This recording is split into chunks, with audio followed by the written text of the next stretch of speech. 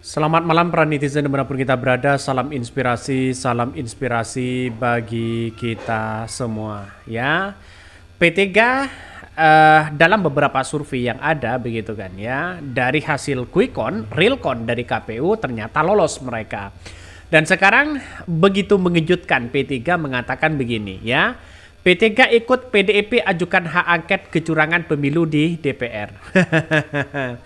Ini menunjukkan bahwa konsistensi dari seorang P3 jelas mereka ya ingin menunjukkan bagaimana langkah kalau memang koalisi itu ya yang benar melihat atau bisa mengikuti seorang Ibu Megawati ya bukan tidak mungkin dalam artian bahwa kita memahami betul bahwa P3 sudah lolos ya setidaknya mereka juga memberikan statement atau hak angket mereka di DPR. Kalau itu didorong begitu kan.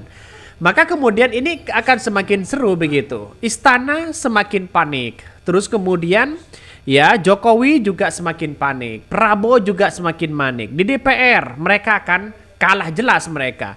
Kalau hak angket digaungkan, bukan tidak mungkin yang saya katakan tadi bahwa akan terjadi nuansa-nuansa politik dan peta politik yang akan berubah drastis begitu kan. 180 derajat.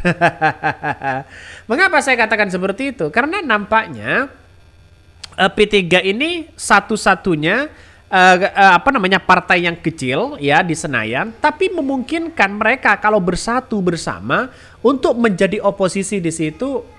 Ini Prabowo akan kewalahan di situ begitu kan. Kita tahu saja bahwa P3 di situ kan banyak ulama begitu kan.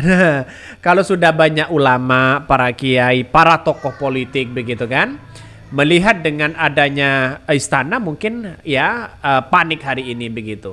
Ini salah satunya komentar dari Romahur Muzi. Dan bahkan Romahur Muzi mengatakan dengan anggaran bansos 492 triliun ya dianggarkan ke monyet saja bisa jadi presiden katanya begitu. Itulah mengapa saya katakan sejak awal bahwa P3 itu bisa saja tidak lolos kemarin karena memang nampaknya memang kecil di situ begitu. Dan sekarang sudah 4% ya. Ya, kalau 4% saya kira ya, kita tunjukkan nanti bagaimana nasibnya dari seorang P3. Apakah ikut koalisi atau oposisi begitu kan. Pak Sandi kan bertolak belakang sebenarnya. Pak Sandi tetap akan melanjutkan ya katanya koalisi begitu. Ini perjuanganmu untuk 2029 P3 katanya ya. Bahkan satu sisi mengatakan Jokowi sebentar lagi nggak berdaya menghadapi Prabowo. Sandi mengatakan ancur-ancur ya bisa gagal gue jadi menteri lagi. Mana duit ya untuk kampanye P3 belum balik suara nggak naik-naik begini amat.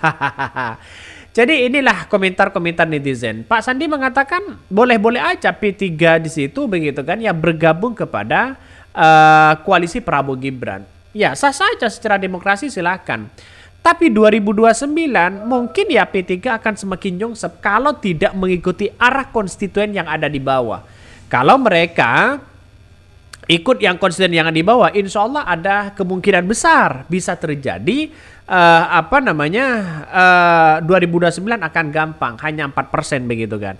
Maka yang saya katakan tadi hal-hal seperti itu bisa menjadi dampak fatal kepada P3 kalau hanya mengikuti ya koalisi-koalisi saja.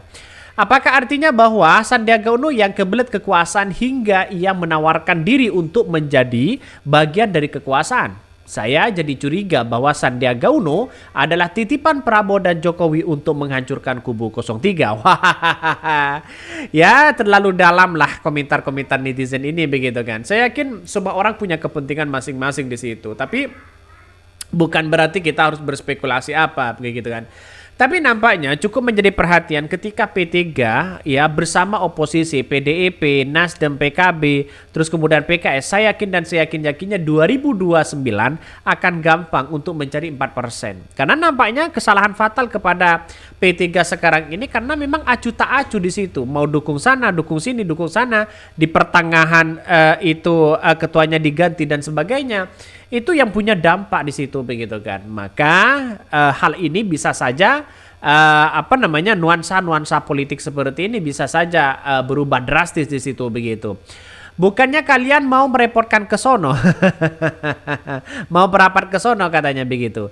Jadi selama P3 masih teguh pendirian, insya Allah tidak akan kemana-mana begitu kan. Kecuali memang ada iming-iming menteri begitu. Kalau tidak dapat menteri ya percuma aja gabung ke koalisi itu begitu. P3 ikut PDP ajukan hak angket kecurangan pemilu di DPR.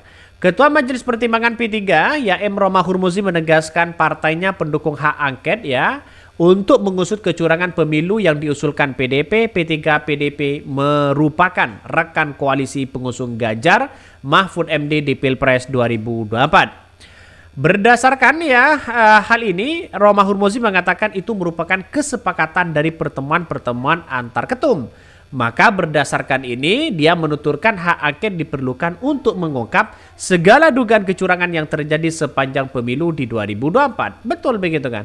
Kalau memang ada indikasi-indikasi yang kemudian mereka diduga ada kecurangan besar, bukan tidak mungkin di berbagai daerah suara P3 akan dikuras habis di situ. Bukan tidak mungkin hal seperti itu begitu.